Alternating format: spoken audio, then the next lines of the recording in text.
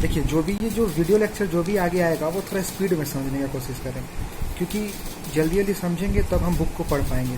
क्योंकि अगर हम इसको ज़्यादा लंबा करेंगे तो आप भी थक जाएंगे देखते देखते, इसलिए हमको शॉर्ट फॉर्म में वीडियोस बनाएंगे। तो सबसे पहला बात होता है कि इंडिया में जो यूरोपियन कंट्रीज़ जो है, यूरोपियन जो कंट्रीज़ हैं इंडिया में वो कैसे कैसे आए, ठीक है। सबसे पहले कौन आता है? सबसे पहले पुर्तगाल लोग आते हैं, पहला पॉइंट। दूसरा उसके बाद कौन आता है? डच आता है। उसके बाद कौन आता है? इंग्लिश आता है। उसके बाद फ्रेंच आता है। अब बात आता है कि इसको कैसे याद रखें। तो सिंपल सा ट्रिक है कि पीडीएफ याद रख सकते हैं आप लोग, क्योंकि पीडीएफ बोलते हैं हमको पीडीएफ, ये वाला पीडीएफ में दे दो, ये वाला पीडीएफ में दे दो। तो पीडी उसमें ई लगा के फिर एफ कर देंगे, तो PDEF। तो पी से पुर्तगाल, डी से डच, ई से इंग्लिश और एफ से फ्रेंच। Complete, that's it. अब दूसरा क्वेश्चन आता है कि सबसे लास्ट में इंडिया से कौन सा यूरोपियन कंट्री गया? तो जनरलों का क्या होता है कि अरे भाई 1947 में हम लोग को आज़ादी मिली, तो आज़ादी किससे मिली? तो ब्रिटिशर से मिली। इसका मतलब ब्रिटिशर सबसे लास्ट में, जो कि गलत है। सबसे लास्ट में कौन जाता है? पुर्तगालीज जाते हैं। तो आते भी सबसे पहले पुर्तगालीज है और जाते भी सबसे पहले पुर्तगालीज है। तो दूसरा पॉइंट क्लियर। आता कौन है सबसे पहले? पुर्तगालीज इंडिया में आते हैं, और जाता कौन है सबसे पहले? पुर्तगाल लोग के पुर्तगाल जाते हैं, ठीक है। तीसरा पॉइंट आता है कि वो लोग कब जाते हैं, तो वो 1961 में जाते हैं। इतना याद रख सकते हैं, ठीक, कोई डाउट नहीं। आगे अब क्या होता है, तो क्या होता है कि यूरोप में उस समय इंडस्ट्रियल रिवॉल्यूशन चल रहा होता है, तो वहाँ पे नए नए शिप बनते हैं, नए नए नेविगेशन टेक्निक बन रहा था। पहले क्या होता था कि यूरोपियन जो है वो अरब के थ्रू ट्रेड कर रहे थे इंडिया से, जो आपको कल लेक्चर में बताए थे कि अरब के साथ वो ट्रेड कर रहे थे। और 1453 में कॉन्स्टेंटिनोपल नाम का एक जगह था जो कि इस्तांबुल में है, वहाँ पे तुर्किश लोग का अटैक हो गया था। इसके चलते अब क्या हो रहा था कि जो ट्रेड हो रहा था वो ज़्यादा महंगा पड़ रहा था, क्योंकि जो तुर्किश और ये जो अरब के जो लोग थे, मुस्लिम लोग थे, वो ट्रेड पे ही डिपेंड ज़्यादातर कर रहे थे।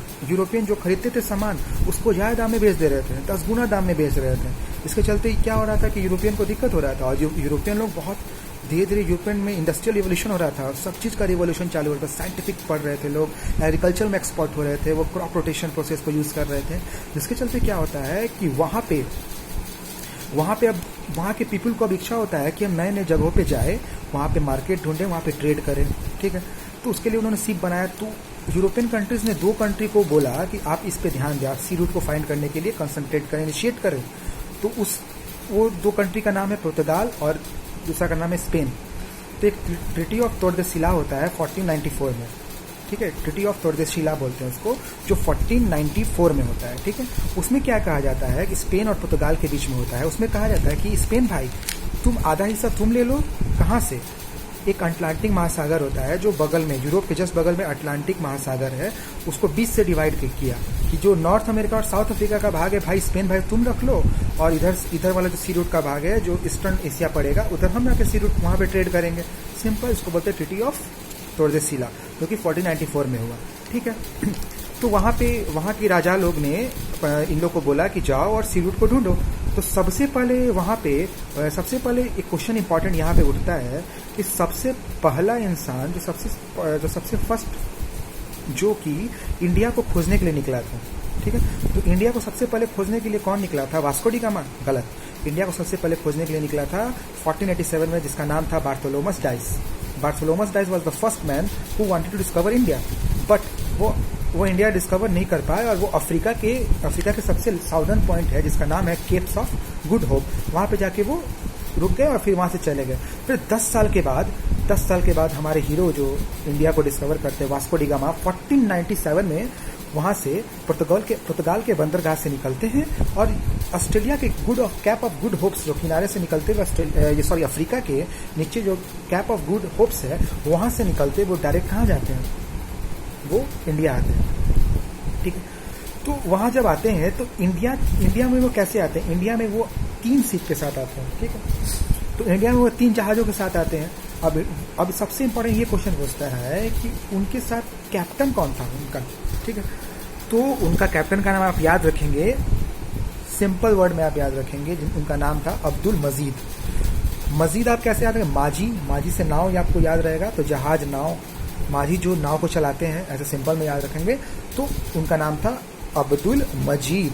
सबसे इंपॉर्टेंट क्वेश्चन यही उठता है कि वास्को डी गामा कौन से कैप्टन, उनका नाम क्या था कैप्टन का जिसके साथ वो इंडिया में आए, तो उनका नाम था अब्दुल मजीद। वो कितना शिप लेके आए, तो 3 शिप लेके आए। कब पहुंचे, ये भी इंपॉर्टेंट क्वेश्चन है।